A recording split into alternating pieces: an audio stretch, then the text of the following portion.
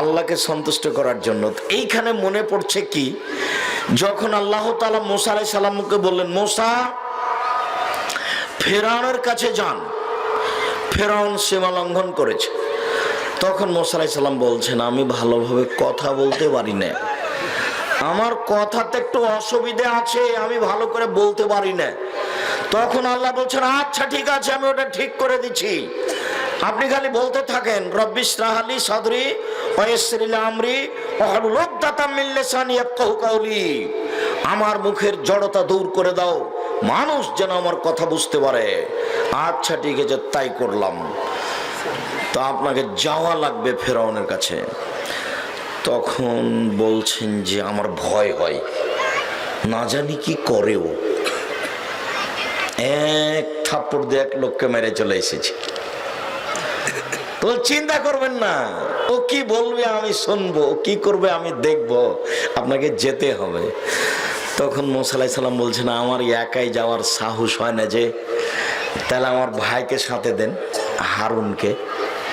আল্লাহ বলছেন, আচ্ছা ঠিক আছে, হারুনকে সাথে দিলাম, আপনি যা বললেন তাই মেনে নিলাম, তবে একটা কথা মনে রাখবেন, ওয়ালা তানিয়া ফি যিকরি, আমাকে ডাকতে অলসতা করবেন না। যদি আমাকে ডাকতে অলসতা করেন সব উল্টে দেব। আল্লাহ বলছেন যে আপনাকে আমি কাউসার দিয়েছি, অতএব আপনি দুইটা কাজ করেন, সালাত আদায় করেন, কুরবানি করেন, আপনাকে আমি কত কিছু দিয়েছি। তা আল্লাহ মুসা আলাইহিস সালামকে বলছেন, যা চাইলেন তাই দিলাম, দুই ভাই মিলে একটা কাজে অলসতা করবেন না। সুবহানাল্লাহ, আলহামদুলিল্লাহ, আল্লাহু আকবার, লা ইলাহা ইল্লাল্লাহ, আস্তাগফিরুল্লাহ, সুবহানাল্লাহি ওয়া বিহামদিহি, সুবহানাল্লাহিল আযীম, এগুলো বলতে অলসতা করবেন না, দিনরাত বলবেন, জরুরি আদেশ। একজন নবীকে এভাবে বলছেন, ওনাকে ডাকলে খুব খুশি হন। আলহামদুলিল্লাহ খালি যাতে বলেন, এমন খুশি বলছেন, যাও তোমার ব্যাগ নেকিতে ভর্তি করে দিন, যাও। আর যদি সুবহানাল্লাহি ওয়া বিহামদিহি, সুবহানাল্লাহিল আযীম বলেন, তখন বলছেন, যাও তোমার আকাশ জমিন ফাঁকা যা আছে নেকিতে ভর্তি করে দিলাম। খুব খুশি, ডাকলে খুব খুশি। সুবহানাল্লাহ আলহামদুলিল্লাহ বললে এতই খুশি। মানুষ একটু বুঝে না, মানুষ একটু বলে না। রাসূল সাল্লাল্লাহু আলাইহি সাল্লামকে জিজ্ঞাসা করছেন সাওবান রাদিয়াল্লাহু তাআলা, আল্লাহর নবী, সবচেয়ে দামি কি জিনিস আল্লাহর নবী, যেটা আমরা সঞ্চয় করে রেখে দেব দেখার জন্য, বেশ সুন্দর জিনিস, দামি জিনিস রেখে দেবো সঞ্চয় করে, এটা কি বলেন তো আল্লাহর নবী? তাহলে সবচেয়ে দামি হলো লিসানুন যাকির, ওই জিহ্বা, যে জিহ্বা আল্লাহকে ডাকে, এটা হলো সবচেয়ে দামি, এটা রেখে দাও তুমি। তারপরে বলেছেন কালবুন শাকির, ওই অন্তর, যে অন্তর অল্পতেই খুশি, যা হয়েছে আলহামদুলিল্লাহ। আপনাদের বাপ বেটার স্বভাব বলবো, বলেন, দুই বাপ বেটা গেছে বাজারে বেগুন বিক্রি করতে, বেগুন তো একটু দেরি হয়ে গেছে, তো সকালের দাম অনেক বেশি ছিল, 11টার দিকে গেছে, দাম অনেক কমে গেছে। তো সারাদিন ওর বাপ খালি গালি দিচ্ছে, তোর স্বভাব, তোর কারণে আজকে হলো না, তোর কারণে হলো না, তুই দেরি করে গেলি, এই সেই, মানে ওর বাপ ঠান্ডাই হচ্ছে না। তার মানে ওর বাপ সন্তুষ্ট নয়, একবারও বলে না যাক ব্যাপারটা যা হয়েছে আলহামদুলিল্লাহ, অত চিন্তা করার কি আছে, যা হয়েছে আলহামদুলিল্লাহ। এর নাম হলো অন্তর খুশি হয়। সারা দিন লেগে আছে বেটার পিছনে, একটু দাম কম পড়ে গেছে সেই জন্য। কালবুন শাকির, দ্বিতীয় দামি সঞ্চিত সম্পদ হলো ওই অন্তর যে অল্পতেই খুশি। আর 3 নম্বরটা হচ্ছে আপনার বউ। সবচেয়ে ভালো বউ ওই যে তার স্বামীকে দিনের উপরে সহযোগিতা করতে পারে। কি সহযোগিতা? বড় মাছ কিনে নিয়ে চলে এসেছে স্বামী, তুই এত বড় মাছ কিনলে কি করে? ওটা তলিয়ে দেখতে হবে, টাকা তো তুমি নিয়ে যাওনি।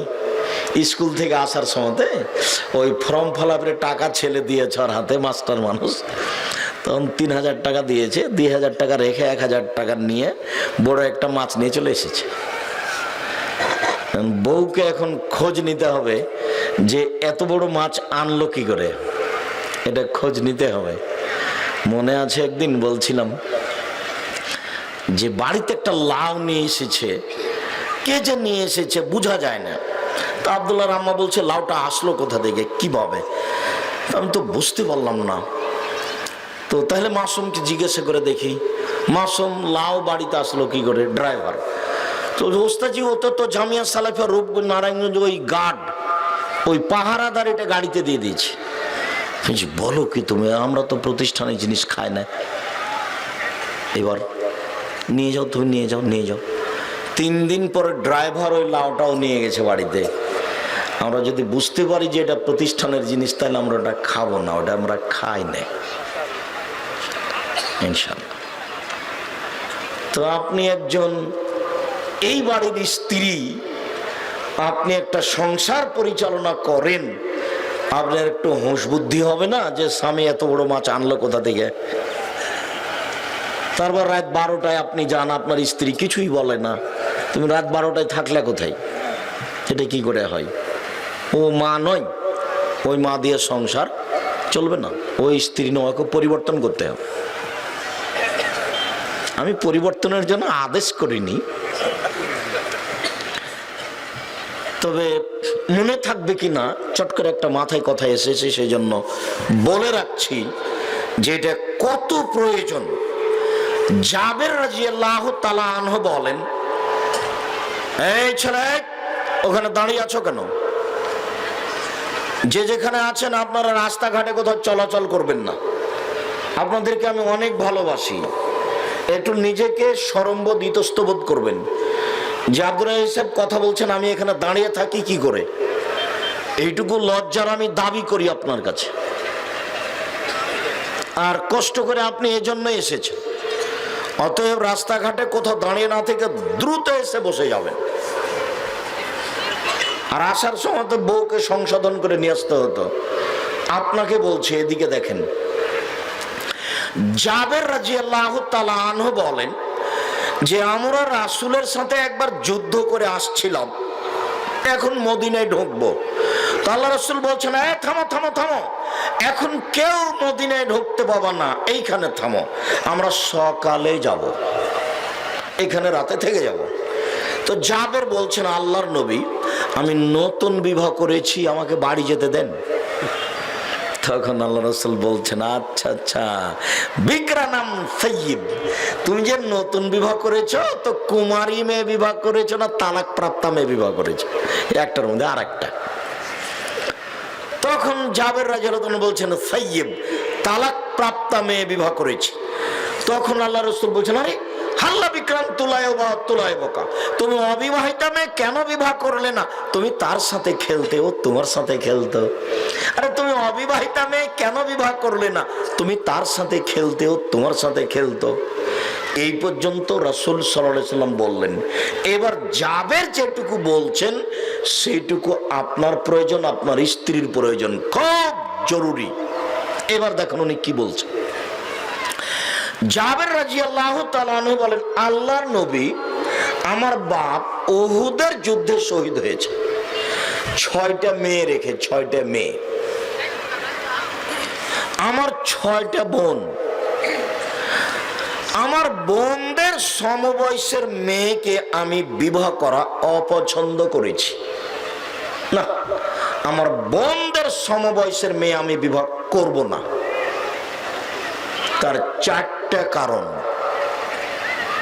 আমার বোনদের সমবয়সের মেয়ে বিবাহ করব না আমি, তার 4টা কারণ। এই 4টা কারণ আপনার স্ত্রীর মধ্যে থাকতে হবে বাধ্য। মনে রাখবেন, আজকে গিয়ে বলে দিবেন। আপনার স্ত্রী ওখানে বসে আছে কিন্তু গল্প জমিয়েছে, আমার এই কথাও ধরে রাখতে পারবে না। এক, লেতুয়াদ্দেবাহুন না, আমার স্ত্রী যেন আমার বোনদের শিষ্টাচার দিতে পারে। শিষ্টাচার। আপনার মেয়েটা ক্লাস 10-এ পড়ে, ওই যে মাথায় কাপড় না দিয়ে ঘুরে বেড়াচ্ছে, বলেন এটা কোন শিষ্টাচার? বলেন এটা কোন শিষ্টাচার? তাহলে এখন ধরতে হবে যে আমার বউ খারাপ, নইলে এরকম কেন? আপনার ছেলেটার 4-5-এ পড়ে, দেখেন প্যান্টটা টাকানোর নিচে আছে, তা আপনার স্ত্রী তো ওইটা পায়জামাটা পরিষ্কার করে বাচ্চার গায়ে তুলে দেয়, তো টাকার নিচে গেল আপনার স্ত্রী তো বলে না। বলেন তো এটা কোন শিষ্টাচার? বলেন এটা কোন শিষ্টাচার? আপনার স্ত্রীর সামনে রোজ আপনার বাচ্চা বাম হাতে পানি খাচ্ছে, আপনার স্ত্রী কিছুই বলে না, বলেন এটা কোন শিষ্টাচার? আপনারা যখন বাড়িতে ঢোকেন, আপনার ছেলে মেয়ে যখন ঢোকে, তখন আপনার স্ত্রী কিছুই বলে না, আব্বু আব্বু আব্বু সালাম দেওয়া, নিচে যা যা পিছড়ো পিছড়ো পিছড়ো পিছড়ো, দরজায় গিয়ে সালাম দিয়ে আসো, তো আপনার স্ত্রী বলে না। বলেন তো এটা কোন শিষ্টাচার? আপনাদের বাড়িতে যে গরু গাভীটা আছে না, সেও তো রাতে গোহালে যায়, ঢোকে বাড়ির ভিতরে, তখন ও সালাম দেয় কি? তো সালাম দেয় না, ও যে গরু, তা আমিও যদি নেয়। বুঝেও বুঝে না ওরা, অন্তর আছে বুঝে না, দেখেও দেখে না ওরা, চক্ষু আছে দেখে না, শোনেও শোনে না ওরা, কান আছে শোনে না। উলাইকা কাল আনাম, তারা পশু প্রাণীর মতো, তারা গরু ছাগলের মতো, তারা কুকুর শ্রীগালের মতো, ভালো হওয়া যাল বরং তার চেয়ে খারাপ। গরুও তো রোজ আমাদের গোহালে ঢুকছে, আমি ধরে নিয়ে যাই। আমার নিজের কথা বলছি, আমার আব্বা তো কৃষক মানুষ, আমরা তো গরু প্রত্যেক দিনই ভেতরে করতাম বাইরে করতাম, তো একদিনও গরু সালাম দেয় না, ঢোকার সময় একদিনও বলে না যে আসসালামু আলাইকুম, তা আমিও যে বলি না, এটা কোন শিষ্টাচার? আমি আবার পিছনে চলে আসলাম। আমি আমার বোনদের সমবয়সের মেয়ে বিবাহ করিনি, এক যাতে করে আমার বউ আমার বোনদের কি করতে পারে, শিষ্টাচার দিতে পারে। দুই, অলে তুয়াল্লে মাহন না, আমার বউ যেন তাদেরকে শিখিয়ে দিতে পারে দিন ধর্ম, সালাত, সিয়াম, যাকাত, নামাজ, রোজা, দোয়া, কালাম, যাতে করে আমার বউ আমার বোনদের কি করতে পারে, শিখিয়ে দিতে পারে। দুই। তিন, অলে তুরাত জেলা হন না, আমার বউ যেন আমার বোনদের মাথার চুল চিরুনি করে দিতে পারে। সৌদি আরবে মেয়ে মানুষ যেদিন জন্মের 7ম দিনে মাথা নেড়ে করে আর মাথার চুল ছোট করে, ওটা হারাম মনে করে, হারাম, মেয়েদের চুল ছোট করা হারাম। তাহলে ছোট অবস্থাতে মাথায় বড় বড় চুল হয়ে যাবে, তখন মায়ে ওই চিরুনি করে চুলকে, একবারে লাঠি নিয়ে বসে, সবসময় চুলকে পরিপাটি করে রাখে মা। তো বাংলাদেশে তো চুল ছোট করে রেখেছে, ঘুরে বেড়াচ্ছে, দৌড়ে বেড়াচ্ছে মেয়ে, ক্লাস 10। আমার স্ত্রী যেন ওদের উপরে সব সময় পাহারা হিসাবে। তো একটু কথার কথা, এখানে আপনার স্ত্রী মাগরিবের ফরজ সালাত আদায় করেছে, এখন সুন্নাত পড়তে যাচ্ছে, আল্লাহ আকবার, এই সময় আপনার ছেলেটা বাড়িতে ঢুকছে, আসসালামু আলাইকুম, সেদিন 10 মিনিট লেট হয়ে গেছে ঢুকতে, আপনার স্ত্রী এখন আর সুন্নাত পড়তে পাবে না, আগে ডাকতে হবে, আব্বু শোনো 10 মিনিট দেরি হলো কেন আব্বু, ওটা আমাকে বুঝিয়ে বলো। এইটা বুঝতে হবে, এইটা জানা ফরজ। আর আপনার স্ত্রীর এখন সুন্নাত পড়াটা সুন্নাত, বুঝাতে পারিনি। ছেলে দেরি করলো কেন, এই খবরটা নিতে হবে, এটা আপনার স্ত্রীর জন্য ফরজ। আর সুন্নাত পড়তে যাচ্ছিল, এটা সুন্নাত। কেননা এই পরিবারের বাচ্চাগুলি ওর উপরে নির্ভর করে। জাবের বলছেন যে আমার বোনদের সমবয়সের মেয়ে বিবাহ করিনি 4টা কারণে।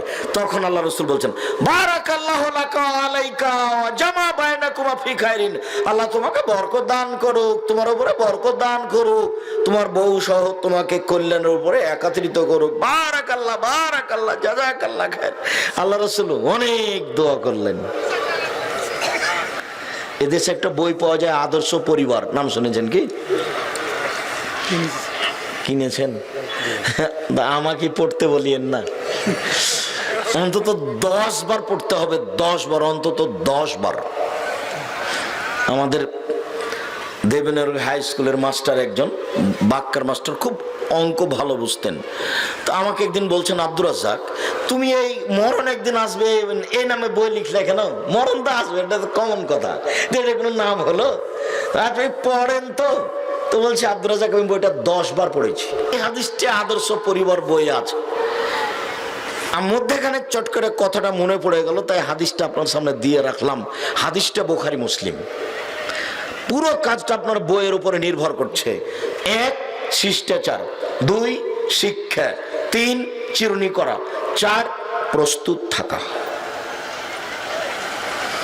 গোটা পরিবারটা, আপনি তো গেছেন জমিতে চাষ করতে, কাজ করতে, দিয়ে জয়পুরহাটের মহিলারা কি মাঠে কাজ করে নাকি? স্বামীর সাথে করে না তো, তাই না? কোনো কোনো ডিস্ট্রিক্টে আবার কিছু করে। তো আপনার স্ত্রী তো বাড়িতে আছে, এখন এই পরিবারটাকে কঠোরভাবে দেখতে হবে। দেখবে কে?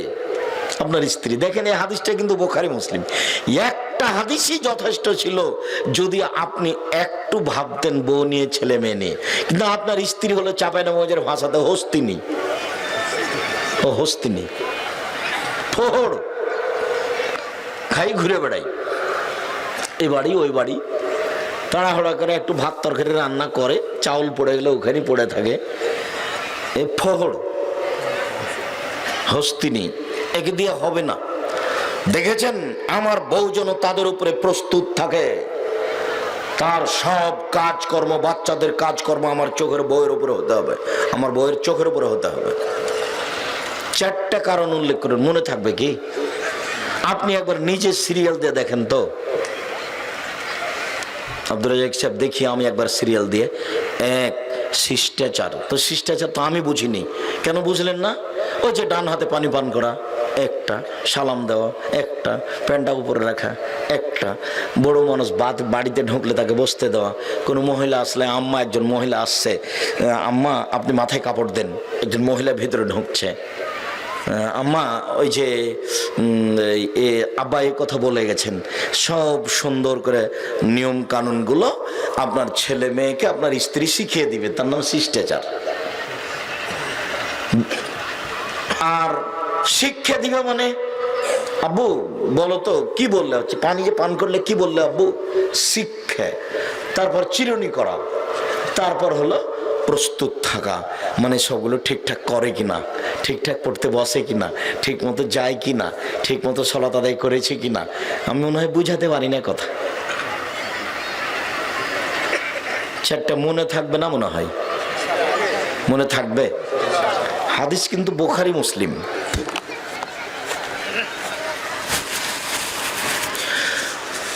সূরা, যাতে অন্তত 3টি আয়াত আছে, সেটি হলো সূরা। আয়াত, আয়াত হচ্ছে চিহ্ন, আয়াত মানে চিহ্ন। 2 আয়াতের মধ্যে একটা গোলাকার চিহ্ন দেওয়া হয়, তাকে বলা হয় আয়াত। একটি আয়াত থেকে আরেকটি আয়াতের মধ্যে পার্থক্য করার জন্য আয়াতগুলি 2 ভাগে বিভক্ত। কোরআন মাজিদের আয়াতগুলি 2 ভাগে বিভক্ত। একগুলির নাম মুহকাম, মানে স্পষ্ট, নগদ। দেখবেন, দেখান দেখি। কুল হুয়াল্লাহু আহাদ, হে নবী আপনি বলুন আল্লাহু একক, আল্লাহু সমাদ, আল্লাহ নিরপেক্ষ, মুখাপেক্ষীহীন। লাম ইয়ালিদ, তিনি কাউকে জন্ম দেননি। ওয়া লাম ইউলাদ, তিনি কারো থেকে জন্ম নেননি। ওয়া লাম ইয়াকুন লাহু কুফুয়ান আহাদ, তার সমকক্ষ কেউ নেই। এটা হলো নগদ। আরেক ধরনের আয়াত আছে, তার নাম মুতাশাবিহাত, অস্পষ্ট, তার অর্থ দুনিয়ার কেউ জানে না। যেমন দেখবেন সূরা বাকারাতে আলিফ লাম মিম, এই কথার 3টে অক্ষরের উপর একটা আয়াত দেওয়া আছে। আপনি বাড়িতে গিয়ে দেখেন এই আয়াতটার অর্থ কি। আলিফ লাম মিম, এই আয়াতটার অর্থ কি। তহা, তারপরে একটা আয়াত, এই আয়াতের অর্থ কি। ইয়াসিন, তারপরে একটা আয়াত, এই আয়াতের অর্থ কি। কাফ হাইন ইয়া সদ, এর অর্থ কি। এর অর্থ পৃথিবীর কেউ জানে না। এর নাম মুতাশাবিহাত, অস্পষ্ট। কেউ যদি অর্থ করতে যায় তাহলে বুঝতে হবে তার পা পিছলে গেছে, ও ভুল করেছে। কোরআন মাজিদে আয়াত 2 ভাগে বিভক্ত। কোরআন মাজিদের নাম প্রায় 55টি রয়েছে, তার মধ্যে এই নামটা ঠিক আছে, আল কোরআনুল কারীম। কোরআন শরীফ, শরীফ নামটা 55টার মধ্যে পড়েনি, ওটা মানুষ গায়ের জোরে চালাচ্ছে। চাঁপাইনবাবগঞ্জের ভাষা তো বলে গায়ের জোরে করছে। ও গায়ের জোরে ভাষা বুঝেন কি? ওটা আমরা ওখানে বলি। তো এই শরীফ নামটা এ দেশের লোক কিভাবে চালাইছে? গায়ের জোরে চালাচ্ছে। এই বিশাল কোরআন মাজিদে আছে কি কোনোদিন কি হিসাব নিকেশ করেছেন? আপনারা এসব তো আরবি বুঝি না, তো ও তো চিন্তা ভাবনা করতেও পারি না। কথাও ঠিক। এই বিশাল গ্রন্থ 30 পারা, এতে আছে কি? 2-1 মিনিট কথা বলি, 2-1 মিনিটে বোঝা যাবে কি আছে। প্রথম যেটা আছে সেটা হলো শুধু আল্লাহর ক্ষমতা। পাতায় পাতায় যেখানে সেখানে বলছেন আকাশের মালিক কে, আকাশের জমিনের মালিক কে, আমি আল্লাহ। তার ক্ষমতা দেখাতে গিয়ে প্রথম যেটা ব্যবহার করেছেন আল্লাহ, সেটা আকাশ জমিন। কে বানাতে পারে আকাশ? আমি পারি। নমুনাবিহীন আমি আকাশ তৈরি করেছি। কারো আকাশ বানানো ছিল, সেইটা দেখে আমি করিনি। আমি নমুনা ছাড়াই নিজে নিজে তৈরি করেছি। কেউ পারে বানাতে? আমার শক্তি আছে, আমি পারি। জমিন বানাতে পারে কেউ? আমি পারি। নমুনাবিহীন জমিন বানিয়েছি, স্তম্ভ ছাড়াই আকাশ রেখে দিয়েছি। কেউ একটু দেখুক না বারবার। কোনো ছিদ্র পাওয়া যায় কি? ফাটাল পাওয়া যায় কি? অমিল পাওয়া যায় কি? মরা পর্যন্ত চিন্তা ভাবনা করলে কেউ ফাটাল কেউ অমিল দেখতে পাবে না। চ্যালেঞ্জ করে বলেছে। ক্ষমতা দেখানোর জন্য পুরো কোরআন মাজিদে পাতায় পাতায় যেখানে সেখানে পৃষ্ঠে পৃষ্ঠে সুরাই সুরাই খালি দেখাচ্ছেন আকাশের মালিক আমি, জমিনের মালিক আমি, নমুনাবিহীন তৈরি করেছি, স্তম্ভ ছাড়াই রেখে দিয়েছি, আমি পাহাড় দিয়ে জমিনকে শক্ত করে দিয়েছি। এইটা গোটা কোরআন মাজিদে খালি এগুলো দেখতে পাবেন। 2,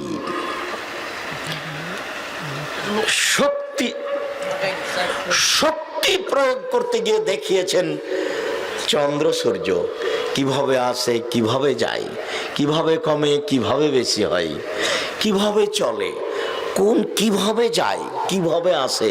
কেউ পারে কি থামাতে? কেউ একদিন থামিয়ে দেখে না কেন? শক্তি দেখাতে গিয়ে দেখিয়েছেন চন্দ্র সূর্য। আপনাদেরকে একটু আগিয়ে বসার জন্য অনুরোধ জানাচ্ছেন। আসেন একটু আগিয়েই বসেন। জি, সামনে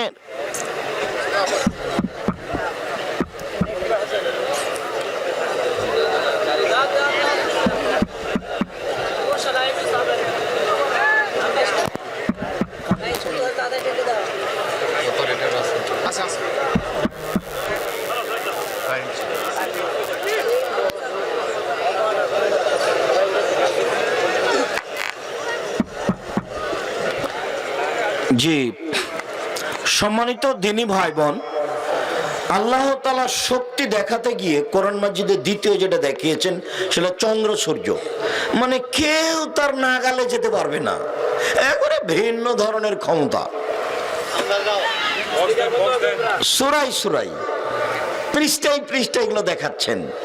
3 রাত দিন কিভাবে আসে, কিভাবে যায়, কিভাবে কমে, কিভাবে বেশি হয়। নিজের শক্তি দেখাতে গিয়ে আল্লাহ কোরআন মাজিদে দেখিয়েছেন রাত দিন। 4 মাঝে মধ্যেই বলবেন অনাবাদ জমিতে বৃষ্টি বর্ষণ করেছি, ঘাস গজিয়েছি, শস্য উৎপাদন করেছি। কে পারে উৎপাদন করতে? আমি পারি, কেউ পারে না। আমি যদি অনাবাদ জমিতে পানি দিয়ে ঘাস গজাতে পারি, তাহলে তুমি যে একেবারে মাটিতে মিশে গেছো, হাড়াহাড্ডি কিছুই নাই, আবার আমি তোমাকে বানাতে পারি। অনাবাদ জমিতে যদি আমি বৃষ্টি দিয়ে ঘাস গজাতে পারি, তোমাকে আবার আমি বানাতেও পারি। এইটা যদি পারি, ওইটাও পারি। এই 4টা জিনিস ধারাবাহিকভাবে কোরআন মাজিদে তিনি ক্ষমতা প্রয়োগ করেছেন। 5 তারপরে বলেছেন আমি পরাক্রমশালী আজিজ, আমার শক্তি ভিন্ন ধরনের, কারো শক্তির সাথে মিল নেই। যা ইচ্ছা তাই করতে পারেন তিনি। ইচ্ছা করলে কুন ফায়াকুন বললেই হয়ে যাবে, হয়ে যাবে। লোকজন লাগবে না, কলকারখানা লাগবে না, মানুষজন লাগবে না, ফেরেশতা লাগবে না, জিবরাইল মেকাইল কাউকে লাগবে না। খালি বলবেন হয়ে যাবে। আমি আজ সমুদ্রকে ধ্বংস করে দিয়েছি, সে পাল্টা বিচার করবে নাকি এই ভয় আল্লাহ করেন না। বড় বড় জাতিকে, আদ জাতিকে, সমুদ জাতিকে, ফেরাউনকে, নমরুদকে, আইকাবাসীকে, শক্তিশালী জাতিকে আমি ধূলিসাৎ করে দিয়েছি। কেউ কোনোদিন আমাকে ঠেকাতে পারেনি, কেউ আমার বিচার করবে এই পরও আমি করি না। যেখানে সেখানে বলছেন আমি আজিজ, পরাক্রমশালী, আমি হাকিম, প্রজ্ঞাময়, হিসাব করে কাজ করতে পারি, আলিম, আমি বুঝে সুঝেই কাজ করি, আমার নাম আলিম। যেখানে সেখানে পাতায় পাতায় খুললে খুললে পাবেন যে আলিম, হাকিম, আজিজ এই দিয়ে ভরে ফেলে দিয়েছে। ক্ষমতা দেখিয়েছেন এই ধারাবাহিক 4টে জিনিস উল্লেখ করে।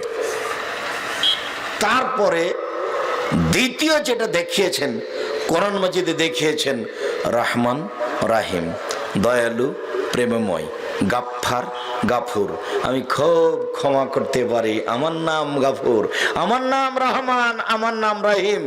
রহমান আর রাহিম আর গাফুর আর গাফফার আর রউফ আর অদুদ দিয়ে কোরআন মাজিদকে ভরে ফেলে দেওয়া আছে। তুমি পাপ করেছো তাতে কি হবে?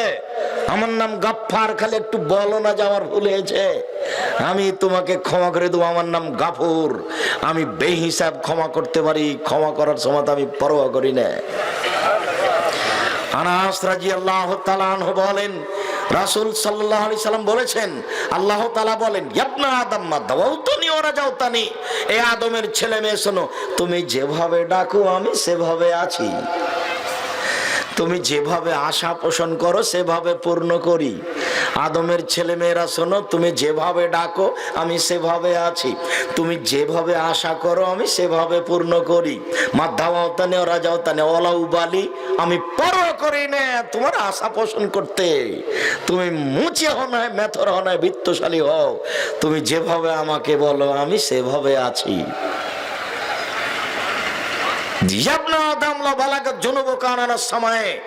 আদমের ছেলে মেয়ে শোনো, তোমাদের পাপ বেশি হতে হতে যদি আকাশে লেগে যায়, পাপ আর পাপ, আকাশ জমিন পরিপূর্ণ হয়ে আছে, ফাস্তাগফিরতানি, এরপরে যদি তুমি আমার কাছে ক্ষমা চাও, গাফারতু লাকা, আমি তোমাকে ক্ষমা করে দেবো। ওয়ালা উবালি, আমি পরোয়া করি না তুমি কত বড় পাপী, আমি পরোয়া করি না তুমি কত বড় পাপী। আমার নাম গাফফার, আমার নাম গাফুর, আমার নাম রাহিম, আমার নাম রহমান, আমার নাম অদূত প্রেমময়, তোমার সাথে আমি আছি। তুমি একটু আগালে আমি তার চেয়ে বেশি আগিয়ে যাই, তুমি 1 হাত আগালে আমি 2 হাত যাই, তুমি স্বাভাবিক হাঁটলে আমি আরেকটু জোরে হাঁটি, তুমি যখন দৌড়িয়ে আসো তখন আমি ঝাঁপিয়ে যাই, তুমি যেভাবে চলো আমি তার আগে আগে চলি, তোমারটাই আমি করি। তুমি আমাকে খালি একটু বলো না, তোমার পাপকে আমি পরোয়া করি না। কোরআন মাজিদ ভরে ফেলে দিয়েছেন আল্লাহ গাফফার, গাফুর, রাহিম, রহমান দিয়ে। কে একটু পড়ে না, কে একটু বুঝেও না, একটু পড়ার প্রয়োজনও মনে করে না, সুন্দর করে কাপড় দিয়ে জড়িয়ে ঢেকে রেখে দিয়েছে, রমজান মাসে পড়বে। এই জন্য তিন যেটা আছে সেটা কিছু বিধান অল্প অল্প, মাঝে মধ্যে চুরি করলে হাত কেটে নিবে, কেটে নেওয়া হবে বিধান, সালাত আদায় করতে হবে, যাকাত দিতে হবে, হজ করতে হবে, এই কিছু হালকা বিধান আছে অল্প। আর মাঝে মধ্যে জাহান্নাম জান্নাত, জাহান্নাম জান্নাত, জাহান্নাম জান্নাত, এই হলো 30 পারা কোরআন মাজিদ। কিছু মনে থাকবে? 1 নম্বরে কি বলেছেন, কি দেখিয়েছেন বলেন তো দেখি? ক্ষমতা। ক্ষমতা দেখা দিয়ে কি ব্যবহার করেছেন? 1 নম্বরে আকাশ জমিন। পৃষ্ঠায় পৃষ্ঠায় কোনোদিন কোরআন মাজিদ পড়লে দেখিয়েন ক্ষমতা দেখাতে গিয়ে আকাশ জমিন আগে, তারপরে চন্দ্র সূর্য, তারপরে রাত দিন, তারপরে বৃষ্টি বর্ষণ করিয়ে অনাবাদ জমিতে ঘাস, এগুলো কেউ পারে না। তারপরে দেখিয়ে জাহাজ সমুদ্রকে মেরে দিয়েছি, কোনো পরোয়া করি না, একা হোক বা ও বিচার করতে পারবে না, আমি ওকে মেরে দিয়েছি, ওর বিচার করার ক্ষমতা নাই। আমি ফেরাউনকে পানিতে ডুবিয়ে দিয়েছি, ও রাগ করেছে, ও মানুষ, ও বুঝতে পারেনি, ও খুব ক্ষেপে ছিল আজ মূসাকে মারবই, মূসাকে আজ মারব। তো মূসা তো পানির ভিতরে রাস্তা দিয়ে হেঁটে চলে গেল। তো ফেরাউন যে এত বড় শক্তিশালী বুদ্ধিমান হুঁশিয়ার মানুষ, একটু বিবেচনা করতে পারলো না যে আমি ঢুকে গেলে কি পানি এভাবে থাকবে কি থাকবে না। মানে রাগ মানুষের বুদ্ধিকে কমিয়ে দেয়, বুঝতে পারেননি? ও মানে বিবেচনা করতে পারেনি, ও মনে করছে যে ওকে ধরাই লাগবে। তো বুদ্ধি কমে গেছে, যার জন্য এরকম হয়েছে। তখন ঢুকে গেছে, তখন পানি জমা হয়ে গেছে। যেখানে ও ঢুকে গেছিল সেইখানে আমি দাঁড়িয়ে কয়েকটা কথা বললাম। তো পরে আবার চিন্তা করলাম যে কুলজুম সাগর, না এই পানিখানে নামাটা ঠিক হয়নি, কেননা এখানে ফেরাউন ডুবে গেছে, এই পানিতে একটু নেমে এই হাঁটু পর্যন্ত পানিতে নেমে আমি কিছু কথা বলছিলাম, ফেরাউনের কথাই বলছিলাম। যখন তুর পাহাড়ে যাচ্ছিলাম তখন মিশরে আব্দুর রহিমকে রাখতে গিয়ে, সম্মানিত দিনী ভাই বোন, এই কোরআন মাজিদ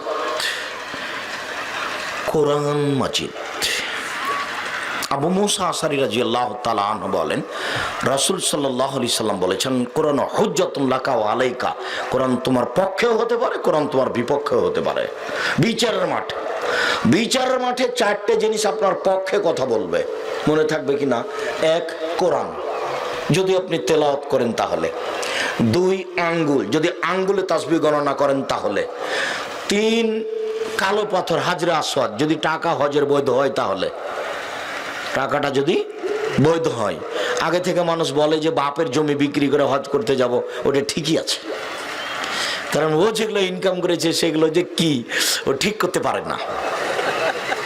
তা আমি দেখি যে হিসাবটা ঠিক আছে, বাপের যেটুকু ভাগে পেয়েছে ওটুকু বিক্রি করে যাক, ঠিকই আছে কথা।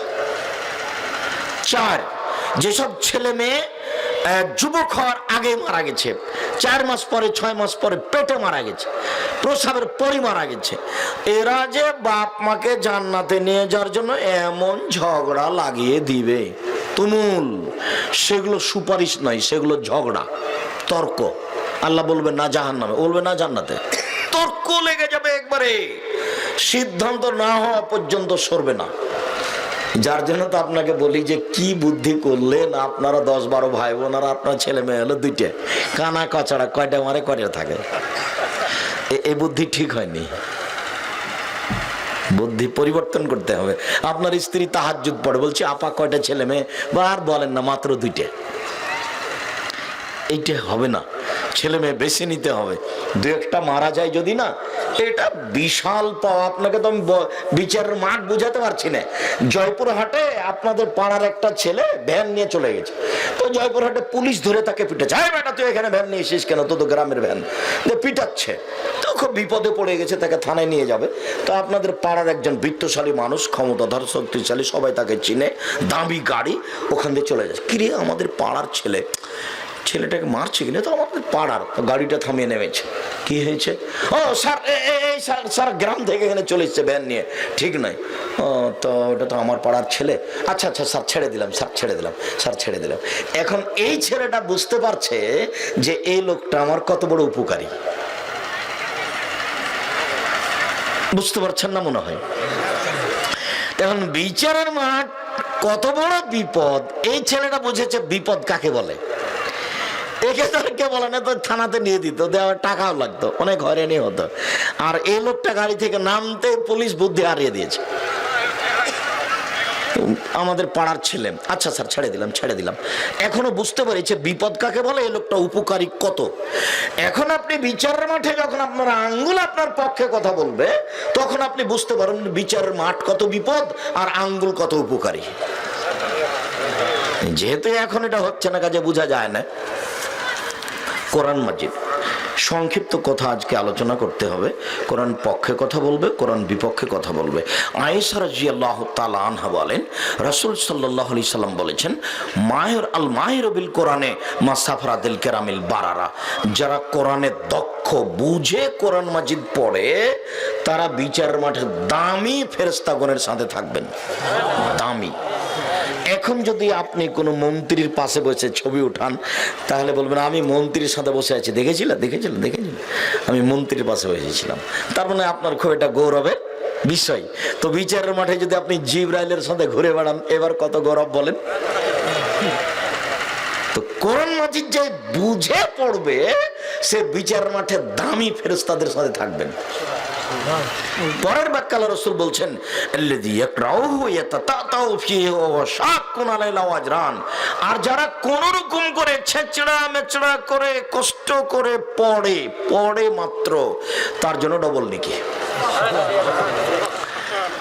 জয়পুরহাট বাজার থেকে একটা ছেলে, একজন হাফেজ এসেছে আপনাদের পাড়ায়। ওই হাফেজ আবার মাঝহাবি মানুষ, তো আপনাদের ইমামটা ভালো কোরআন মাজিদ পড়তে জানে না। তো এখন ও ছিল মুক্তাদি, যেমন সালাম ফিরেছে তেমন ওই হাফেজটা বলছে নামাজ হয়নি, কোরআন ভালো পড়তে পারে না, নামাজ হয়নি। হাফেজ তো আর জানা নাই তার যে নামাজ হয়েছে কি হয়নি, ও শুনেছে নামাজ হয়নি, সেই জন্য চিৎকার করছে। খবরদার, সাবধান, শুধু হিফজখানা খুলবেন না। আমি নিন্দা করিনি হিফজখানার, তবে কোরআন মুখস্থ করার পরে আরো 16 বছর মাদ্রাসায় পড়তে হবে অন্তত, নইলে বুঝতে হবে কিছুই শিখেনি। কেননা আপনাকে আমি বলিনি যে ওই যে নওগাঁ থেকে পার হয়ে যাচ্ছিলাম, নদীটা পার হয়ে ফজরের সালাত আদায় করে বের হচ্ছি, তো মসজিদের মেহরাবের ডান দিকে লেখা আছে আল্লাহ, বাম দিকে লেখা আছে মোহাম্মদ। তা আমি বললাম হাফেজ সাহেব কেমন হয়েছে? ভালোই হয়েছে। তা আমি বললাম যে ডান দিক থেকে অনুবাদ করেন তো, আল্লাহ হলেন মোহাম্মদ, বাম দিক থেকে মোহাম্মদ হলেন আল্লাহ, নাউজুবিল্লাহ মিন জালিক। বলে কেমন হয়েছে? ভালোই হয়েছে। আপনি এক কাজ করেন, মোহাম্মদটাকে সরিয়ে দিয়ে ওখানে লিখেন আকবর, আল্লাহ আকবর। এবার ডান দিক থেকে অনুবাদ করেন আল্লাহ হলেন সবচেয়ে বড়, বাম দিক থেকে অনুবাদ করেন সবচেয়ে বড় হলেন আল্লাহ। কেমন হয়েছে? ভালোই তো। মানে ও শুধু হিফজ, মানে ও কিছু বুঝেনি। ও আপনার চেয়ে দুর্বল পয়েন্টে আছে। কেন? ও খালি বড় একটা টুপি মাথায় দিয়ে উপরে রুমাল দিয়ে মানুষের বাড়ি খেয়ে বেড়ায়। তার ভিতরে দুর্বলতা আছে, ও মানুষের ময়লা খায়। আর সকল নাস দান হলো মানুষের ময়লা। মোহাম্মদ সাল্লাল্লাহু আলাইহি সাল্লামের নাতি হোসেন একটা যাকাত দানের খেজুর মুখে দিয়েছিল। আল্লাহ রাসূল লাফ দিয়ে উঠে মুখের ভিতরে আঙ্গুল ঢুকিয়ে খেজুর বের করে বলছে, বলো কি যাকাত আমি খাই না, আমার বংশ খায় না, আমার কাজের লোক খায় না। মুখে দিয়েছো মানে বের করো। যাকাত হচ্ছে, দান হচ্ছে, সাদকা হচ্ছে মানুষের ময়লা।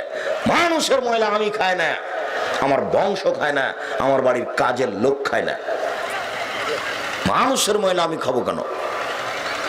আমার বংশ খাবে না, যে কাজ করতে পারে না সে খাবে, ফকির মিসকিন খাবে।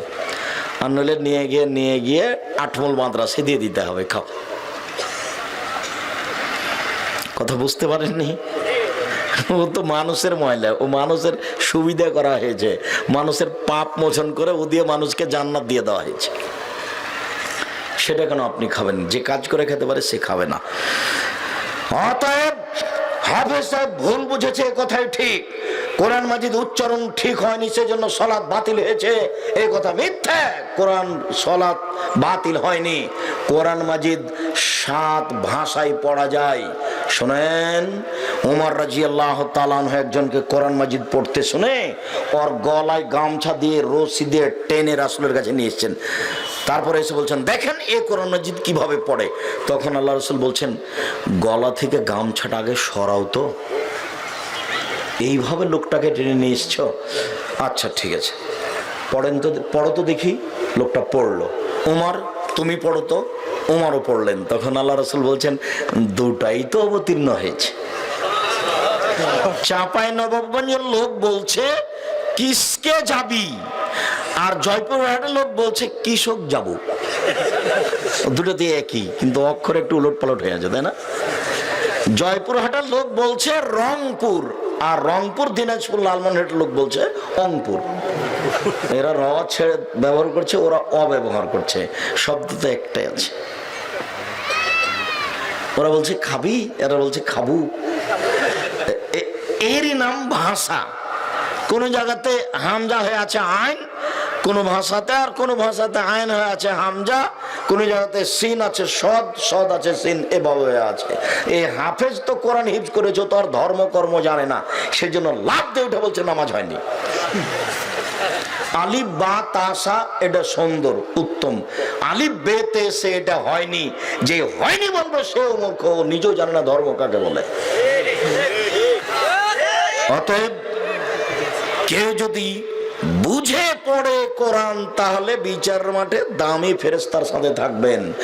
আর যে কোন রকম করে ছেঁচড়া মেচড়া করে টেনে হেঁচড়ে পড়ে তার ডবল নেকি। হাদিস বুখারী মুসলিম। মানে আম গাছে জাম ধরতে পারে ধরে না, অমাবস্যার রাতে চাঁদ উঠতে পারে উঠে না, সুঁয়ের ছিদ্র দিয়ে লাঙ্গলের ফল ঢুকতে পারে ঢোকে না, সুঁয়ের ছিদ্র দিয়ে লাঙ্গলের ফল ঢুকে যেতে পারে, আম গাছে জাম ধরে যেতে পারে, অমাবস্যার রাতে চাঁদ উঠে যেতে পারে, এগুলো ঘটে যেতে পারে। আমি যে কথা বলছি এতে সন্দেহ আছে বলে কিয়ামত পর্যন্ত চেষ্টা করলে সরিষা ঢোকানো যাবে না, যা বলছি তাই থাকবে। তার নাম বুখারী মুসলিম। হুজুর বুঝতে পারেননি, এই জন্য হুজুর বলেছেন যে ইমাম আহমদ ইবনে হাম্বল 10 লক্ষ হাদিসের হাফেজ, তারপরও চ্যালেঞ্জ দিয়ে কথা বলতে পারেননি। তার মানে উনি বুঝতে ভুল করেছেন। আমি আমার নিজের কথার উপরে বলিনি, আমি যখন বলেছি বুখারী মুসলিম তখন এই কথা বলেছি। হুজুরও বুঝেননি বক্তব্য, আপনি কি বুঝবেন? আর যখন বিরোধিতা করা লাগে কারো, তখন মানে বুঝা না বুঝা একটু সুযোগ পাইলেই হয়। এই জন্য আমি এইসব দল টলের সাথেই নেই, যা কোনোদিনই নয়, 1 মিনিটের জন্য করিনি। সম্মানিত দিনী ভাই বোন, কোরআন মাজিদের এই অংশে আজকে লম্বা আলোচনা নয়, পরে আরো গুরুত্বপূর্ণ কথা আছে। আরেকটি হাদিস, রাসূল সাল্লাল্লাহু আলাইহি সাল্লাম বলেন, ইকরালে সাহেবিল কোরআন, যারা আপনারা কোরআন মাজিদ পড়ছেন তাদেরকে বিচার মাঠে আল্লাহ ফেরেশতা বলবেন, ইকরা ওয়াত্তাকে, কোরআন মাজিদ পড়ো আর জান্নাতের উপর তলার দিকে যাও। জান্নাত তো বিশাল, 50-100 তলা, কত তলা কে জানে। তো বলবেন যে পড়ো আর জান্নাতের উপর দিকে যাও। ওরাত্তেল কামা কুনতা তুরাত্তিলু ফিদ দুনিয়া, যেমন ভাবে সুন্দর করে পড়ছিলে তেমন ভাবে সুন্দর করে পড়ো আর উপর দিকে যাও, উপর দিকে যাও। ফাইন্না মানজালাকা আখির আয়াতিন আল্লাতী তাকরাউহা, তোমার শেষ আয়াত যেটা হবে সেটাই তোমার থাকার জায়গা। পড়তে পড়তে পড়তে তোমার যেটা শেষ আয়াত হবে সেটা হলো তোমার থাকার জায়গা। সম্মানিত দিনী ভাই বোন, এই ছেলেরা, কয়েকটা লোক দাঁড়িয়ে আছে কেন? তোমরা যারা আমাদের দায়িত্ব পালন করছো, জায়গা না থাকে সেটা ভিন্ন কথা, রাস্তায় চলাচল করতে দিবেন না। আর মহিলাদেরকে বলছি, ঢং ঢং করে এসেছেন, ঢং ঢং করে চলে যাচ্ছেন কোথায়? বাড়িতে কি কাজ আছে? একটু শরম হয় না? একটু হায়া হয় না? লজ্জা হয় না? আপনি একটু বলে ওকে নিয়ে আসতে পারেননি যে আব্দুর রাজ্জাক সাহেব এসেছেন, দয়া করে তুমি মরে গেলেও চোখ মুখ বন্ধ করে থাকো, ওখানে থাকি, আমাকে যেন মাঠে মেরে ফেলো না। সে আপনার বইতে হাঁটছে এভাবে, ও কি বুঝলো আর কি শুনলো? ওর গায়ের ওপর দিয়ে যদি আর একজন চলে যায় তবু কথা বলতে পারবে না, এখন চুপ। উপস্থিত বৈঠকের মুসলিম বোন চুপ থাকেন। আপনাকে বলছে, এই মেঘ, তোমার মাথায় কাপড় নাই কেন? শরম হয় না তোমার? হায়া হয় না তোমার? ইতস্তবোধ হয় না তোমার? চুপ থাকো তুমি। উপস্থিত বৈঠকের মুসলিম বোন, আপনাকে আমি আন্তরিকভাবে অনুরোধ করছি, আপনাকে অনেক ভালোবাসি, আপনি দয়া করে মুখখান বন্ধ রাখেন। আমরা সেই আপনার টুঙ্গিপাড়া, রাতে ছিলাম গোপালগঞ্জ টুঙ্গিপাড়া শেখ সাহেবের এলাকায়, ওখান থেকে সকালে এসেছি, একটু পরে ওখান থেকে বেরিয়ে আপনার এখানে এসেছি, 2টার সময় এখানে পৌঁছেছি। আমি এত কষ্ট করে এখানে এসে আপনার সামনে কথা বলছি আর আপনি ঢং ঢং করে আসলেন আর ঢং ঢং করে চলে গেলেন, এটা কথা হলো? আপনার একটু শরম হয় না কেন? আপনার একটু হায়া হয় না কেন? আপনার একটু লজ্জা হয় না কেন? আপনার ইতস্তবোধ হয় না কেন? কোথায় আপনার হাইকোর্ট আর জজ কোর্ট আছে যে আপনি চলে যাচ্ছেন? আপনি কি বুঝলেন আমার কথা? আমি তো কথাই শেষ করিনি। আপনি কোন কাজ দেখাচ্ছেন? আপনি আপনার স্বামীর কি করেন? আপনি আপনার সংসারের কি করেন? আপনার তো একটু আগে বললাম, আপনি একটু আগে আপনাকে বললাম যে আপনি তো একজন হস্তিনী মহিলা, আপনার আসার যাওয়া সমান সমান। এত কষ্ট করে আসলেনি বা কেন? এত কষ্ট করে এভাবে যাচ্ছেনি বা কেন? কি বা কাজ আছে আপনার বাড়িতে? ধৈর্য ধারণ করুন। শুনুন, একটা শব্দ ধৈর্য আর একটা শব্দ ঘোড়ার ডিম। ঘোড়ার ডিম সবাই বলে, কেউ দেখেনি। তো ধৈর্য সবাই বলে, কিন্তু কেউ বুঝে না যে ধৈর্য কি জিনিস। যখন একটু বলেছে এই তোকে দেখে নিব, তখন পাল্টা বলছে তোকেও দেখে নিব। তার মানে কারোর ভিতরে একটু ধৈর্য নেই। এই যে জমি চাষ করেছেন, ও যখন আইল বুঝেন তো, একটু কেটে নিয়েছে, তখন আপনি বুঝতে পেরে আপনি তার চেয়ে বেশি কেটে নিয়েছেন। ধৈর্য এখন হয়ে গেছে ঘোড়ার ডিম। কারো ভিতরে ধৈর্য নেই, নির্বাচন করে করে এটা আরো গেছে। এটা যদি আপনি হতেন, চট করে এই কথা বললেন কেন? ধৈর্য কি জিনিস? আপনার একটু ধৈর্য হলো না? আমি কি এই ব্যাগটা আপনার মাথার উপর চাপিয়ে দিয়েছি জেনে শুনে? আমি উঠছিলাম, খেয়াল করতে পারিনি, ওই একটু ধাক্কা খেয়ে আমার ব্যাগটা আপনার মাথায় গেলে গেছে। আপনি এইভাবে বললেন কেন? ধৈর্য কি ঘোড়ার ডিম? ঘোড়ার ডিম সবাই বলে, কেউ দেখেনি। তাহলে ধৈর্য কি এরকম নাকি? মানুষকে ধৈর্য ধারণ করতে হবে, একটু ধৈর্যের পরিচয় দিতে হবে। সম্মানিত দিনী ভাই বোন, রাসূল সাল্লাল্লাহু আলাইহি সাল্লাম বলেন, কোরআন আহলিহি, বিচার মাঠে আপনাকে নিয়ে আসা হবে আর কোরআন মাজিদকে নিয়ে আসা হবে। এ দেখেন ব্যাপারটা কেমন। আপনি উপস্থিত বিচারের মাঠে, কোরআন মাজিদও উপস্থিত। তাকদমুহু সূরাতুল বাকারা, সূরা আলে ইমরান, সব আগে আসবে সূরা বাকারা, সূরা আলে ইমরান, সব আগে আসবে সূরা বাকারা, সূরা আলে ইমরান। যারা তাদেরকে পড়েছে, সূরা বাকারা আলে ইমরান পড়েছে, তার পক্ষে হয়ে সূরা বাকারা সূরা আলে ইমরান তুমুল ঝগড়া লাগিয়ে দিবে যতক্ষণ পর্যন্ত ক্ষমা না হয়েছে।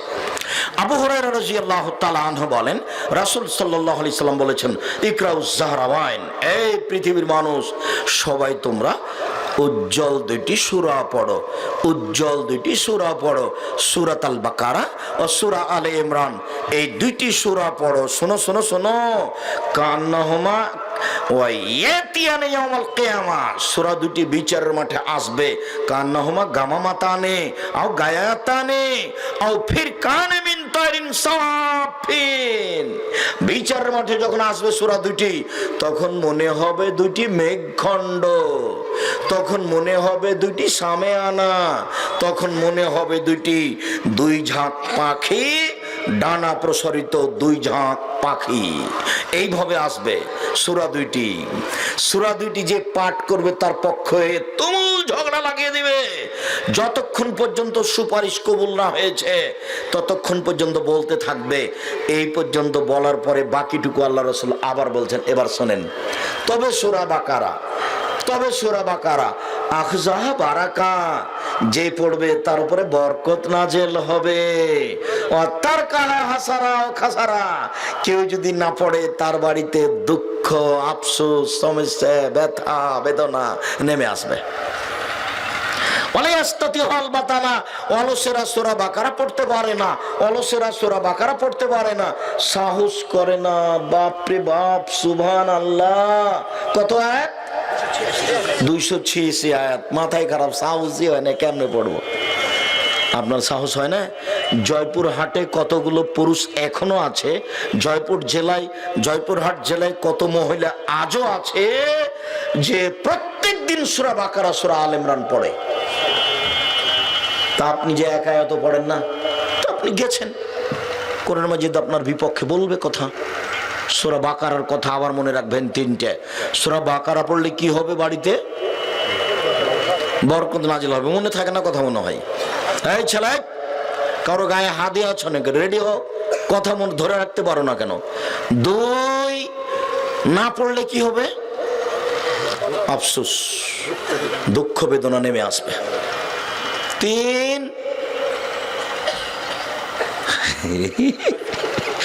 অলসেরা পড়তে পারে না, অলস দেশে সূরা বাকারা পড়তে পারে না, সাহস করে না, এত বড় সূরা পড়বো কেমন করে? অলস লেগে যাবেন একবারে। চাঁপাইনবাবগঞ্জের ভাষাতে লেংটি, সেটা লেগে যাব। আপনাদের ভাষায় জমিতে নামে মাল কাঁচা মেরে একবারে লেগে যাবেন। সূরা বাকারা পড়েই ছাড়বো ইনশাল্লাহ, পড়বই, তারপরে কোনো কথা।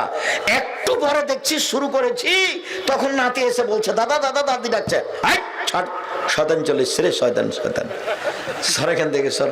কে আসছে? দাদা, বাইরের লোক দুটো দাঁড়িয়ে আছে, ওদেরকে বসতে বল, আধ ঘন্টা পরে আমার সাথে কথা হবে, ওরা যায় না যেন। চাঁদে আগে সূরা বাকারা পড়বো, তারপরে কোনো কথা। আপনি খালি পড়া শুরু করে দেখেন কত সমস্যা নেমে আসবে। নাতি দৌড়েই চলে এসেছে, বা মেয়ে এসে ডাকছে, 2-3 জন মানুষ চলে এসেছে। আমি তো দেখি সারাদিন আমি খালি মানুষের সাথে কথা বলতে বলতে সময় যাচ্ছে আমার। গাড়িতে উঠছি, কত লোক পাশে দাঁড়িয়ে আছে, কতজন কথা বলার জন্য অপেক্ষায় আছে। এটা যদি আল্লাহর দয়া হয় তা আলহামদুলিল্লাহ। তা আল্লাহকে বলছি, এটা তুমি তোমার দয়া হিসাবে কবুল করো, যাতে করে আমি যে কিছু করতে পারি না তেমন এটুকু যেন আমার উল্টা দিকে না যায়। এমনি তো দাওয়াত দিতে এসে যে মানুষজন যেসব টাকা পয়সা দেয় সেটাও মাঝে মধ্যে আমার ভয় হয়, যার জন্য এখন টাকা পয়সা সব জামিয়া সালাফিয়া দিয়ে দিই, অন্তত বাঁচি কোনো আলাদা বিচারও। দোয়া করবেন, এটা খুব কঠিন ব্যাপার। আমার মাঝে মধ্যে খালি ধোকা খায় অন্তরে যে সব জব কি হবে এগুলো। আল্লাহ তুমি রহম করো। সম্মানিত দিনী ভাই বোন, খণ্ডকালীন কিছু আয়াত দেখেন। আল্লাহ রাসূল বলছেন, আবু হুরায়রা, যে তুমি এই সাদকাতুল ফিতরের মালগুলো দেখাশোনা করো, তো পাহারা দেও। তা আবু হুরায়রা রাদিয়াল্লাহু আনহু বলছেন, আমি রাতে পাহারা দিচ্ছি, চোর এসে ব্যাগে উঠাতে লাগলো, আমি ধরে নিলাম। আমি বললাম, এই তোমাকে রাসূলের কাছে নিয়ে যাব। তখন চোর বলছে, আমি গরিব মানুষ, আমার ছেলে মেয়ে আছে, ছেড়ে দেন। তা আমি ছেড়ে দিয়েছি।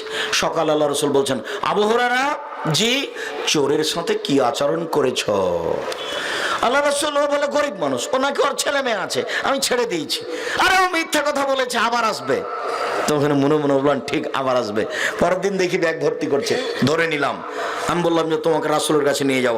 তখন ও বলছে, আর আসবো না। তো কেউ যদি ভুল স্বীকার করে তাহলে আপনি আবার বলবেন না, ভুল তোর দাঁত ভেঙে দেবো, এভাবে বলবেন না। ভুল স্বীকার করেছে তখন তাকে সুযোগ দেন।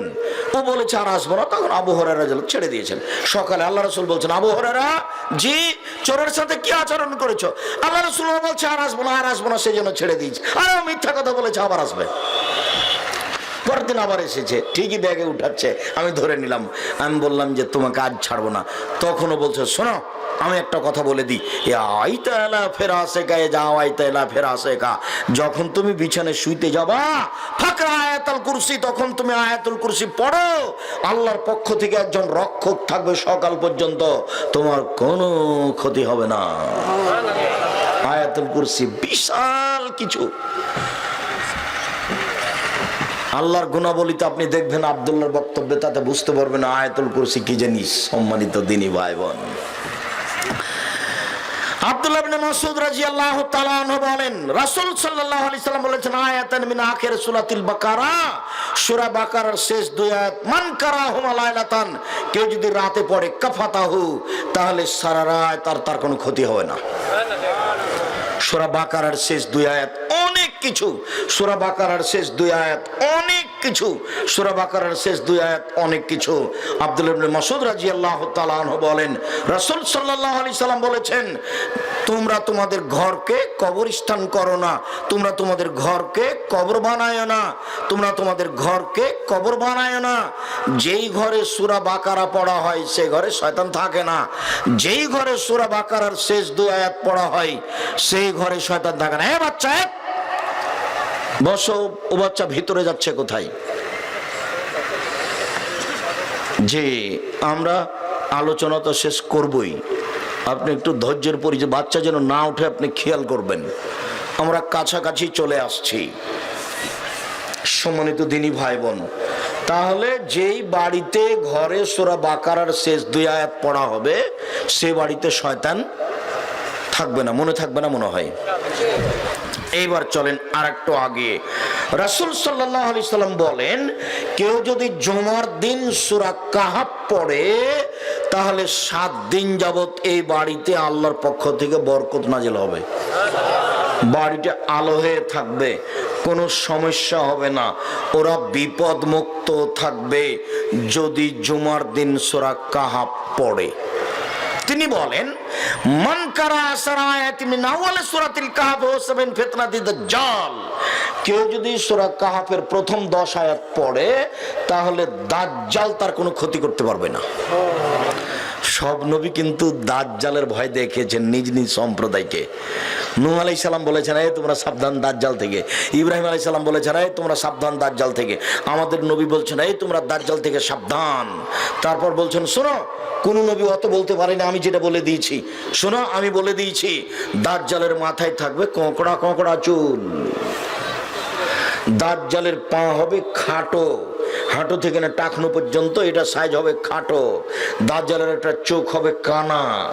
দাজ্জালের কপালে লেখা থাকবে কাফারা। চিনতে পারবো না?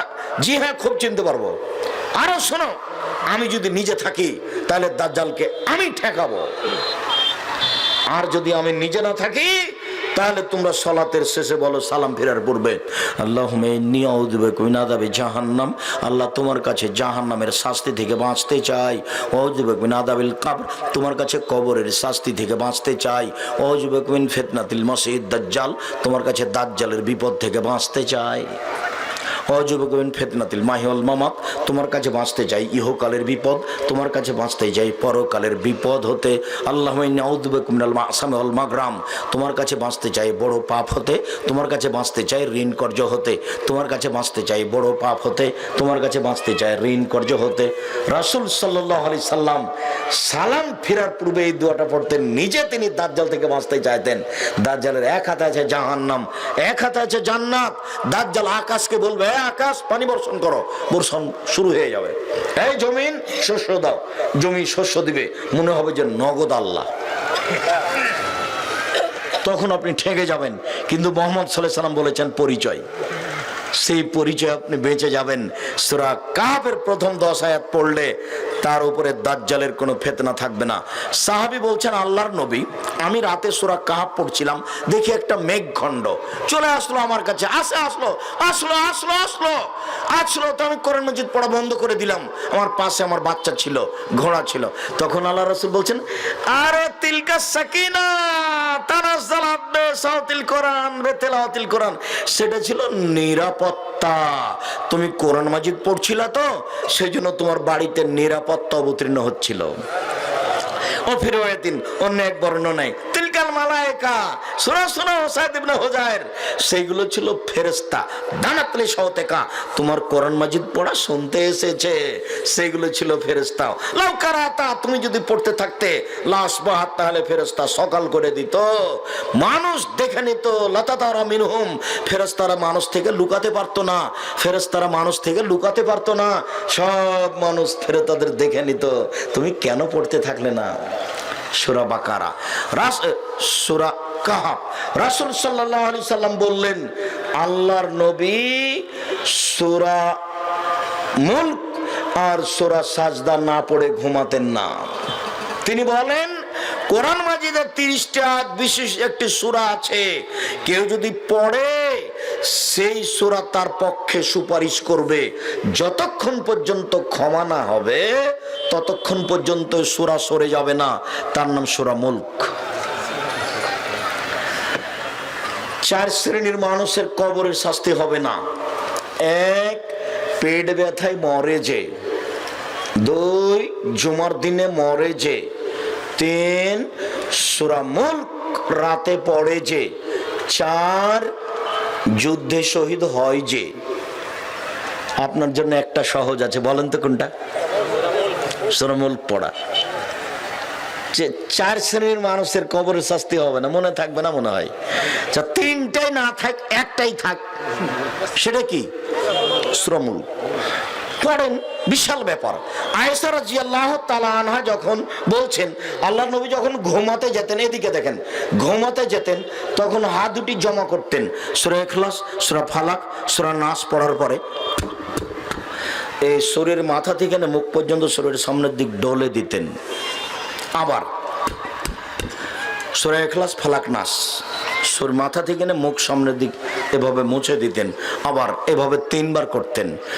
উকবা ইবনে আমের বলছেন যে আমরা একদিন রাসূলকে খুঁজতে বের হলাম, খুব অন্ধকার, খুব বাতাস, দেখে আল্লাহ রাসূলকে পেয়ে গেছি। তিনি বলছেন, শোনো উকবা, পড়ো পড়ো পড়ো। কি পড়বো? আরে পড়ো না। কি পড়বো? সূরা ইখলাস পড়ো, ফালাক পড়ো, নাস পড়ো, ইয়াকফিকা মিন কুল্লি শাইইন। পৃথিবীর সব সমস্যার জন্য যথেষ্ট।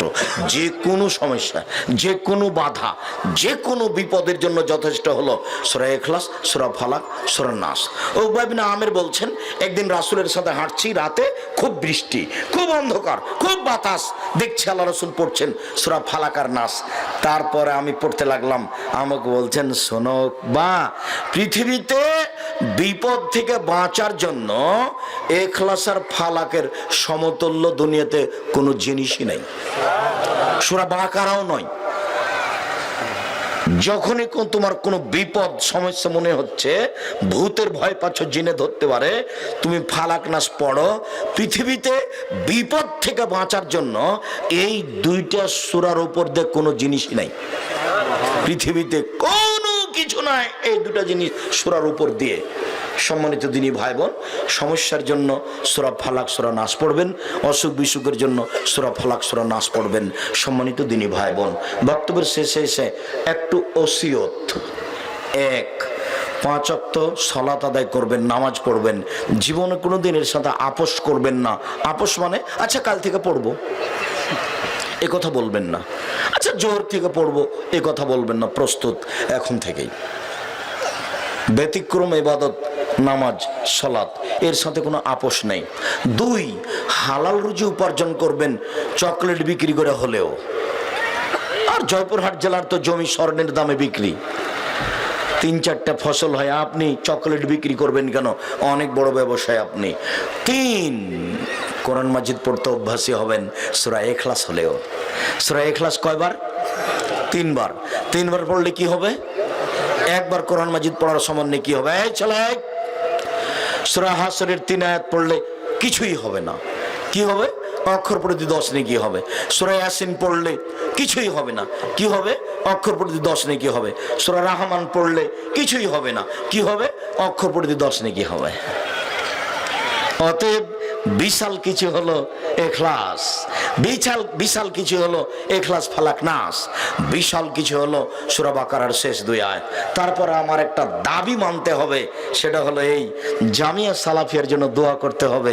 আমার মনে বড় সাদ, এই দেশের মাটিতে আমি উন্নত মানের প্রতিষ্ঠান গড়বই গড়ব ইনশাল্লাহ, যে কোনো মূল্যে। তার সম্মেলন রাজশাহীতে 13-14 ফেব্রুয়ারি আর ঢাকায় 5-6 মার্চ। সাথে সাথে ভর্তির তারিখ 1 জানুয়ারি। আর বই পুস্তকগুলি সংগ্রহ করবেন, যেটা জামিয়া সালাফের মুখপাত্র 50টা প্রশ্নের উত্তর আছে মাসিক আল ইতেসাম পত্রিকা, পৃথিবীর সকল বাঙালির কাছে থাকতে হবে।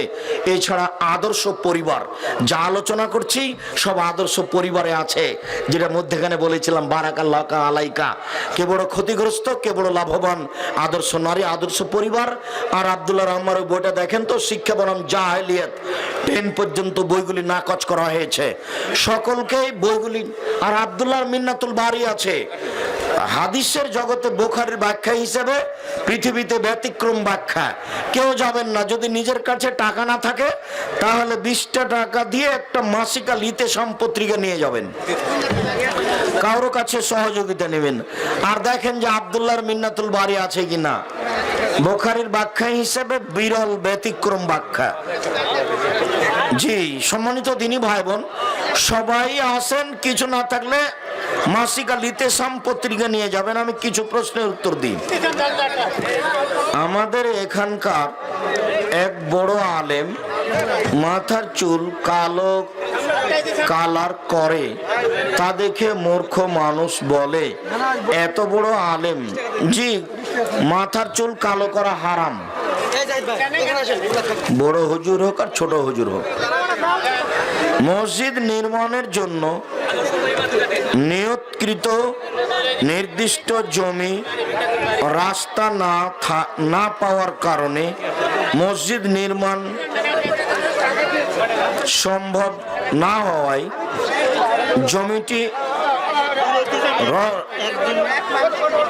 একদল করে মসজিদ নির্মাণ করা যাবে কি? এওয়াজ বদল করে। জি জি, জমিটা পরিবর্তন করে দেন। আর সবাই পাবেন, আমি তো আছি, সবাই বই পাবেন।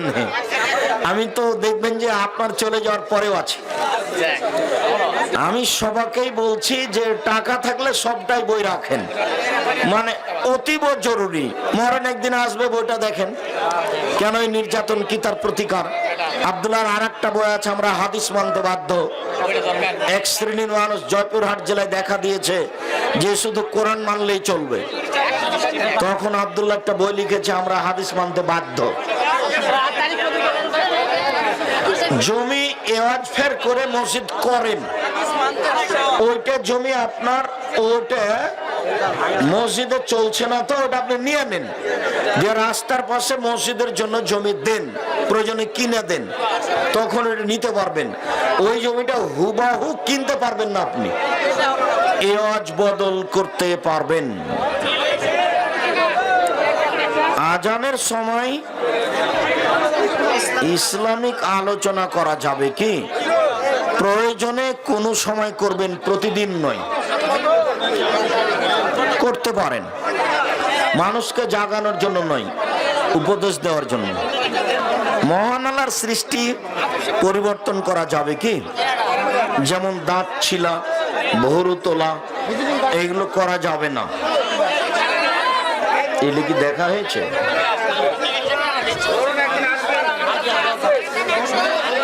আসসালামু আলাইকুম।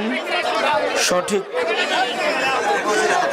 ইয়ামুল আরাফা সঠিক কোন দিন?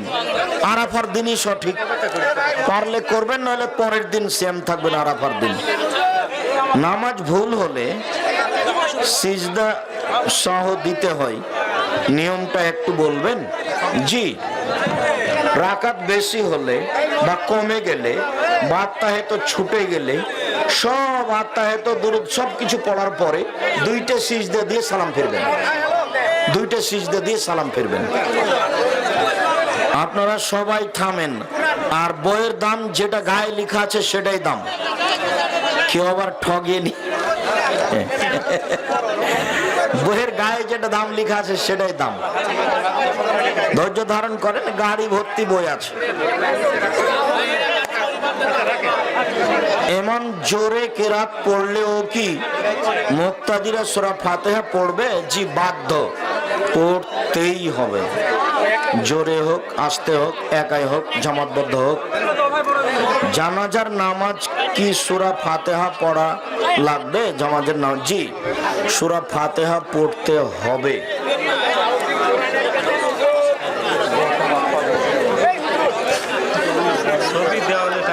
ছবি দেওয়াল, ছবি দেওয়ালে লটকানো এবং ছবি তোলা, লটকানো হারাম, ঝুলানো হারাম। প্রয়োজন ছাড়া ছবি উঠানো যাবে না, জরুরি প্রয়োজন হতে হবে। ডক্টর মুসলিউদ্দিন সাহেব সেই দিন কালায়ের প্রোগ্রামে 7 ভাগে কুরবানি জায়েজ বলেছেন, করেন। 7 ভাগে 7 জনে আছে, 7 পরিবারে নেই। যারা 7 ভাগে চলবে না বলছে তারা কিছু জানে না। আচ্ছা, বলেছে ওই দিক আর মন খারাপ করিয়েন না, ভাগে কুরবানি করিয়েন না। 7 জন আছে, 7 পরিবার নেই। আর সেই কালে মাওলানা আব্দুল্লাহ কাফিয়াল কোরাইশি বলেছেন, একটা গরুতে 7 জন অংশগ্রহণ করবে, 7টা পরে। এরকম কোন হাদিস আমি জানি না। আর বাকি বলার প্রয়োজন আমি মনে করি না। যারা ডাক্তারদেরকে টাকা, ঔষধ, বিভিন্ন উপহারের বিনিময়ে তার কোম্পানির ঔষধ বিক্রি করার প্রচেষ্টা চালায়, এটা প্রতারণা। হয়তো ঔষধ ভালো নয় না, ওই প্রতারণার চাকরি হবে, ওটা করা যাবে না। যদি ডাক্তার নিজ স্বাধীনতায় ডাক্তারি করতে পারে তাহলে পারবে করতে। আসসালামু আলাইকুম। মেয়ে দেখতে যে মেয়েকে টাকা দেওয়া ঠিক কিনা? জি না, টাকা দেওয়া যাবে না।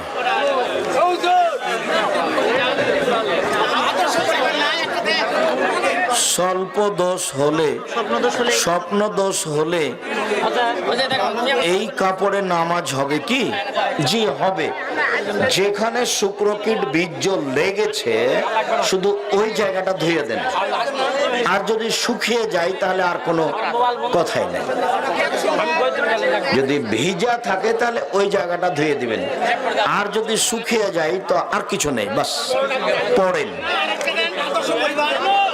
হুজুর, আলিফ বে তে সে জিম এইভাবে পড়লে কোনো পাপ হবে নাকি? হবে না। তবে উত্তম হচ্ছে আলিফ বা তাসা। কোন রকম করে ছেঁচড়া বেচড়া করে কষ্ট করে পড়বে, সেটাই তো এটা। পুতির তৈরি কাবা ঘর, পুতির তৈরি কাবা ঘর এবং মসজিদ কি বাসায় রাখা যাবে? যদি হতে মানুষের ছবি মনে হয় তাহলে রাখা যাবে না, আর যদি ছবি মনে না হয় তাহলে রাখেন, সমস্যা নেই। খাঁচায় বন্দি করে না রেখে পাখি পোষা যাবে কি? অপ্রয়োজনীয়, রাখবেন না। যেগুলো পাখি মানুষের বাড়িতে থাকে, যেমন মুরগি, সেগুলো রাখা যাবে, তাছাড়া এসব রাখা ঠিক নয়। আসসালামু আলাইকুম রহমতুল্লাহ বারাকাতুহু। হুজুর, অনুগ্রহ করে প্রশ্নটির উত্তর দিবেন, কেননা এই প্রশ্নের উত্তরটি খুব দরকার। বিবাহের সময় কয়টি বিবাহ করা ফরজ? এটাই খুব দরকার। এটা মজাক করছেন আপনি। আল্লাহ বলেছেন 2টা বিবাহ করো, 3টা বিবাহ করো, 4টা বিবাহ করো, ইনসাফ করতে না পারলে 1টা করো। কোরআন এবং হাদিস থেকে দলিল দিবেন। জি, আল্লাহ বলেছেন 2টা করো, 3টা করো, 4টা করো, ইনসাফ করতে না পারলে 1টাই করো। এটাও যদি না পারো তাহলে দাসী রাখো বাড়িতে। আর ইতেসাম পত্রিকায় প্রশ্নোত্তর পর্বে ফতোয়া বোর্ডের সদস্য কে কে? আব্দুর রাজ্জাক বিন ইউসুফ, মাওলানা মুস্তফা মাদানী, মাওলানা আলতাফুর রহমান সাহেব, মাওলানা সাইদুর রহমান কিংসদ বিশ্ববিদ্যালয় থেকে পড়ে আসা, তারপরে মাওলানা আব্দুল বারি, তারপর মাওলানা গোলাম রব্বানী, তারপর মাওলানা আখতার, আর কে? 10 জন আছে। স্বপ্নদোষের মশালাটি স্পষ্ট হলো না কেন? কি স্বপ্নদোষ হয়ে কাপড় ভিজে যদি থাকে, স্বপ্নদোষ হলে গোসল করতে হবে। অসুখ বিসুখ তো তেমন করেন যে যেই কাপড়ে শুক্রকীট লেগেছে ওটা যদি দেখা যায় যে ভিজে আছে, তাহলে শুধু ওই জায়গাটাই ধুয়ে দিবেন, কাপড়টা ধোয়ার প্রয়োজন নেই। ধর গোটাই ধন, কাতে কি আছে, কিন্তু জরুরি সেটা যেটা হলো শুধু ওই জায়গাটা ধুয়ে দিবেন। আর যদি কাপড়টা শুকিয়ে যায় তাহলে আর ধোয়াই লাগবে না। আর কিভাবে বলতে পারি না, ও তো স্বপ্নদোষ হলে গোসল ফরজ হয়। হ্যাঁ, স্বপ্নদোষ হলে গোসল ফরজ হয় যদি কাপড়ে ভিজা প্রমাণ হয় তাহলে। আর যদি কাপড়ে ভিজা প্রমাণ না থাকে তাহলে গোসল করতে হবে না।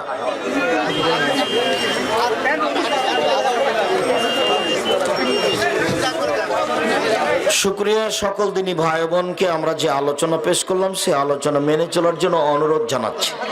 বিশেষভাবে সূরা ইখলাস প্রতিদিন 3 বার, বিশেষভাবে সূরা ইখলাস ফালাক নাস একটু পড়ে আমি যে কোরআন মাজিদ পড়ি এটার উপরে বহাল থাকার জন্য অনুরোধ জানাচ্ছি। এটা বিশাল পাওয়া, সংক্ষিপ্ত ভাবেই এটা অনুরোধ রাখছি। আর আল্লাহ আমাদের যারা মারা গেছে তুমি তাদের কবরের শাস্তি মাফ করো। আমরা যারা অসুস্থ তুমি তাদের আরোগ্য দান করো। আমরা যারা বেঁচে আছি তুমি তাদেরকে তোমার রাসূলের পদ্ধতি অনুযায়ী চলার তৌফিক দান করো। এই দাবি, এই দাওয়া, এই দোয়া তোমার দরবারে রেখে আজকের আলোচনা এখানেই শেষ করলাম। সুবহানাকাল্লাহুম্মা ওয়া বিহামদিকা আশহাদু আল্লা ইলাহা ইল্লা আনতা আস্তাগফিরুকা ওয়া আতুবু ইলাইক। আসসালামু আলাইকুম। আমার দ্বীনি বোনেরা একটু খেয়াল করবেন, ওই আদর্শ পরিবার বইটা আছে নাকি ওটা খেয়াল করবেন। আর দুয়ার বইটা যাতে 42টা সহিহ হাদিস আছে, হাত তুলে দোয়া করার। আসসালামু আলাইকুম।